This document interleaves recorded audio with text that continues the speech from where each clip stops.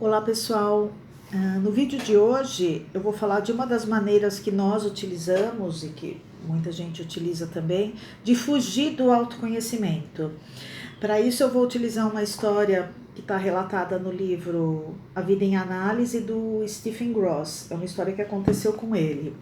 Ele estava embarcando num voo de Nova York para São Francisco e ele começou a conversar com uma mulher que estava sentada próxima, né? E perguntando se eles estavam viajando de férias, a trabalho. Ela diz que ela está indo visitar a mãe, né? E que será a primeira vez que eu a vejo em 16 anos, desde que meus pais me riscaram de suas vidas.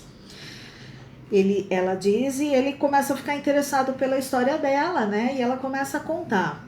Ela se chama Abby e ela fala que ela conta que 18 anos antes ela tinha conhecido um rapaz chamado Patrick, né? Os dois eram colegas na faculdade de medicina. Embora a Abby fosse judia e o Patrick católico, ela acreditava que os pais dela acabariam aceitando, né? Até porque eles nunca foram muito praticantes também. E o Patrick era alguém especial, não era um namoro passageiro, né? O pai de Abby, que também era médico, ficou muito contrariado com a ideia dela ter um namorado loiro e fazia comentários racistas horríveis sobre o Patrick. Quando os dois ficaram noivos, a Abby e o Patrick, o pai da Abby disse para ela que se ela realmente fosse em frente e se casasse com o Patrick, ele não teria mais nada a ver com ela. Ele disse que ele ia, uma expressão judia que diz sentar shivá, né? Ficar de luto. Aí ela disse para o Stephen, eu não sei se ele realmente sentou shivá, mas no dia em que me casei com o Patrick, ele parou de falar comigo. E como costuma acontecer, a mãe de Abby seguiu o exemplo do marido também. Durante vários anos, a Abby enviou cartões de aniversário, presentes para os pais, mas depois que o primeiro filho da Abby com o Patrick nasceu, e eles não se pronunciaram, os pais não falaram nada, ela simplesmente desistiu de tentar manter um contato com os pais, porque eles não queriam, né?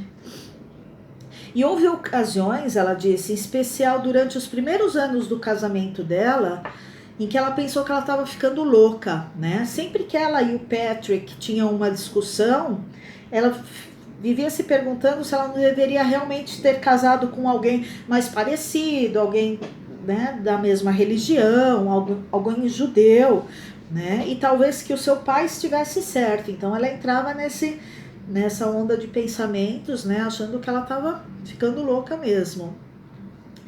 E ela até conversou com um terapeuta, mas nada adiantou, né? Ela disse, ela não podia compreender o que tinha acontecido, né? Será que o pai dela estava com ciúmes do Patrick, com ciúmes dela, porque o fato dela ser judia e o Patrick católico e o pai dela cortar relações, né? Por causa disso, é uma coisa muito, né, muito estranha, né, muito rígida, né, e o comportamento do pai não fazia sentido para ela, né. E um belo dia, do nada, uns 2 meses atrás, ela recebe um telefonema da mãe dela, contando que ela, a mãe, né, e o pai estavam se divorciando. Minha mãe, ela disse, minha mãe descobriu que ele estava tendo um caso, que o pai da Abby estava tendo um caso com Cat, que era a recepcionista dele. Ele era médico também, né? Ela havia trabalhado com o meu pai durante 25 anos e aparentemente eles vinham tendo um caso desde que eu me formara no colegial. Então já fazia praticamente uns 20 anos que o pai da Abby estava tendo um caso, né? E a grande surpresa é que Cat, a amante do pai, é loira, né? E é católica, né? Aí que vem todo o porquê, né? Toda a raiz da história.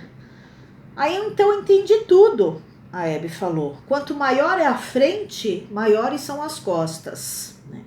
Psicanalistas chamam esse processo de splitting, né? Que é uma estratégia inconsciente que nos mantém ignorantes de sentimentos em nós, em nós mesmos, que somos incapazes de tolerar. Tá? Então, o splitting é um mecanismo que a gente usa para não querer ver o que a gente não consegue suportar que a gente sente, que está dentro da gente. Então eu não suporto, eu não quero ter consciência disso e eu, né, coloco lá fora. Tipicamente, né, a gente quer se ver como bom, pessoas boas, né? E colocamos esses aspectos que a gente não quer ver em nós, que nos parecem vergonhosos, a gente coloca em outro. Tá na gente, mas a gente coloca em outro. E como eu não gosto de ver que isso está em mim, eu vejo que está no outro, o outro eu consigo afastar de mim, eu consigo julgar, né? O splitting é uma maneira que temos de nos livrar do autoconhecimento, tá? E ele é muito comum, Todos nós fazemos, quase todos, porque em maior ou menor grau, mas a gente faz sim. Quando o pai de Hebe a cortou de sua vida, ele estava querendo cortar de si mesmo aquilo que ele não podia suportar. O pai de Hebe não podia suportar que ele era um judeu e que estava apaixonado por uma católica loira, né? Então ele reconhece, ele vê, a filha dele aparece como algo semelhante, né? A filha dele é uma judia apaixonada por um católico, né? Ela se casa, então o que ele faz? Ele não suporta ver isso, ele não suporta ver ela, porque ela tá demonstrando o que tá dentro dele, né? É o espelho, ele não quer olhar para isso dentro dele, então ele afasta de uma maneira brutal, ele corta, né? Ele não tenta analisar, ele não tenta entrar na história, ele simplesmente não suporta. E esse mecanismo do splitting, né? Em curto prazo ele te dá um alívio, a gente faz isso para ter um alívio. Então eu tô combatendo fora, é como se tivesse, me dá um alívio, aí eu não preciso ver o que tá aqui dentro, né? Então ele fala, ele é um pensamento assim, eu não sou ruim, você que é. Como se se apaixonar por uma pessoa de crença diferente fosse algo ruim ou errado, né? Mas na cabeça dele era, até por educação, cultura, aparências, não sei, né? Então ele não suportava ver aquilo. E pior, ele teve um caso com ela, né? Durante 20 anos. Então ele tinha que fazer um mecanismo de splitting muito forte, né? Porque além disso ele tinha um caso, ele mantinha um contato, né? E estava traindo a esposa também, né? Então ele tinha que, esse mecanismo dele de ter vergonha do que está fora era muito intenso, devia ser um cara de uma hipocrisia, uma arrogância terrível, né? E ao negar uma parte de nós mesmos e projetá-la em outro, nós passamos a encarar esses aspectos negativos como fora do nosso controle, né? Em sua forma extrema, o splitting transforma o mundo num lugar perturbador, até perigoso. Em vez de reconhecer os seus demônios como sendo seus, o pai de Hebe os encontra como se fosse pela primeira vez na filha, né? Imagine que situação difícil, né? Para ele era intolerável pensar que se apaixonara por alguém que não pertencia à sua religião. Era insuportável para ele pensar isso. Aí ele, capaz de localizar esse problema na Hebe, ele perde a consciência do dilema que está dentro dele, né? E continua o caso com a Cat, né? Mas como lhe falta experiência, como ele não tem experiência interna de seus próprios sentimentos e ações, ele perdeu o melhor meio de que ele dispunha para compreender a si mesmo ou a filha, né? O Stephen, ele coloca que ele gosta dessa expressão, quanto maior é a frente, maior é as costas, né? É mais expressiva do que o termo psicanalítico splitting, né?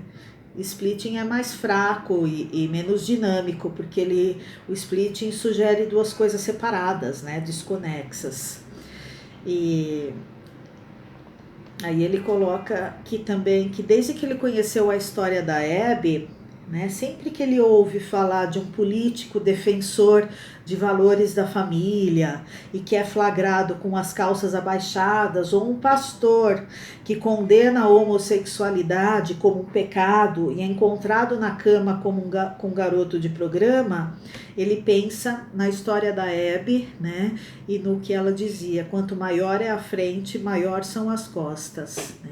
Essa história é muito interessante e é interessante como é muito visível o mecanismo, né, de splitting que a maioria de nós fazemos para tentar fugir de algo que nos incomoda ou que a gente tem vergonha, principalmente ter vergonha também, ou não quer, não se acha no direito de sentir, né, não quer imaginar que aquele sentimento está dentro da gente, e porque nos julgaríamos, nós mesmos nos julgaríamos como mal, ou uma pessoa mal, ou uma pessoa errada, né? Ou fora do contexto, ou anormal, ou uma aberração, ou fora dos padrões de aparência normais, né? Então a gente, quando vê fora, a gente tenta, a gente julga, né? E a gente julga e condena no outro o que a gente não quer olhar dentro da gente. Por isso, por hoje é só, e espero que vocês gostem do vídeo.